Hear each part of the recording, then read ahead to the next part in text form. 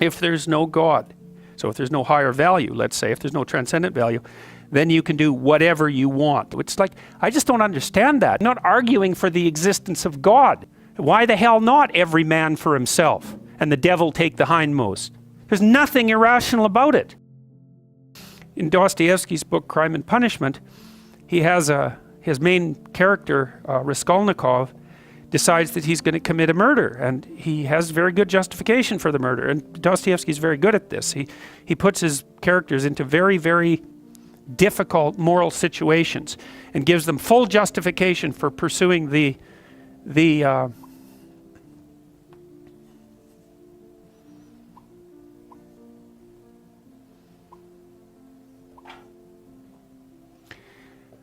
pursuing the pathway that they're pursuing. And so Raskolnikov, he's broke and starving. He wants to go to law school. His sister's about to prostitute herself, roughly speaking, by marrying a guy that hates her, that she hates, and he has contempt for her, at least acts in that manner. He's trying to rescue his mother as well, who's also in dire financial straits.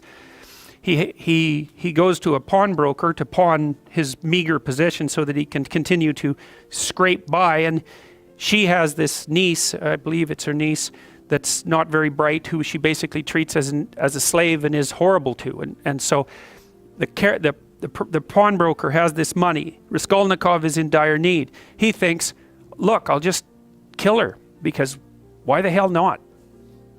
I'll take her money. She's not doing any good with it anyways. I'll free her niece, who's just lurking as a slave. She's got all these other people tangled up in her pawnbroker schemes. All that'll happen is the world will be a better place. And the only thing that's holding me back is conventional moral cowardice.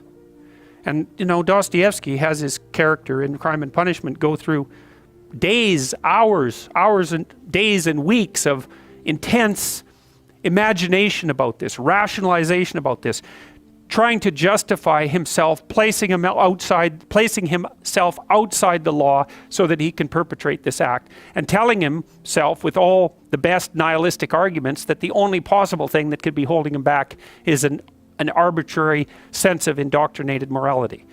And so Dostoevsky explores that. He does commit the murder, and then of course all hell breaks loose because things don't necessarily turn out the way that you want. He gets away with it, however. Well, he gets away with it technically because no one knows he did it. But he doesn't get away with it in relationship to his own conscience.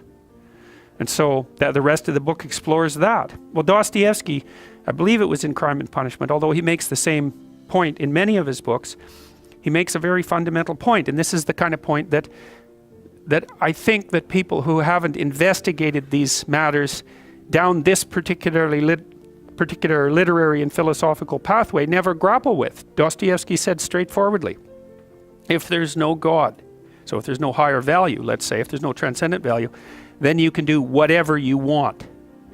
And that's the question that he's investigating. And you see, this is why I have such frustration, say, with people like Sam Harris, the sort of radical atheists, because they seem to think that once human beings abandon their grounding in the transcendent, that the plausible way forward is with a kind of purist rationality that automatically attributes to other people equivalent value. It's like, I just don't understand that. They believe that that's the rational pathway. What the hell is irrational about me getting exactly what I want from every one of you whenever I want it at every possible second? Why is that irrational? And how possibly is that more irrational than us cooperating so we can both have a good time of it? I don't understand that. I mean, it's as if the psychopathic tendency is irrational. There's nothing irrational about it. It's pure naked self-interest. How is that irrational? I don't understand that. Where's the pathway from rationality to an egalitarian virtue? Why the hell not every man for himself and the devil take the hindmost? It's a perfectly coherent philosophy. And it's actually one that you can institute in the world with a fair bit of material success if you want to do it. So I don't see. To me, I think that the universe that people like Dawkins and Harris inhabit is so intensely conditioned by mythological presuppositions that they take for granted the ethic that emerges out of that as if it's just a given, a rational given. And this, of course, precisely not Nietzsche's observation as well as Dostoevsky's. That's Nietzsche's observation. You don't get it. The ethic that you think is normative is a consequence of its nesting inside this tremendously lengthy history, much of which was expressed in mythological formulation. You wipe that out. You don't get to keep all the presuppositions and just assume that they're rationally axiomatic. To make a rational argument, you have to start with an initial proposition. Well, the proposition that underlies Western culture is that there's a transcendent morality. Now, you could say that's a transcendent morality instantiated in the figure of God. That's fine. You could even call that a personification of the morality. If you don't want to move into a metaphysical space, I'm not arguing for the existence of God.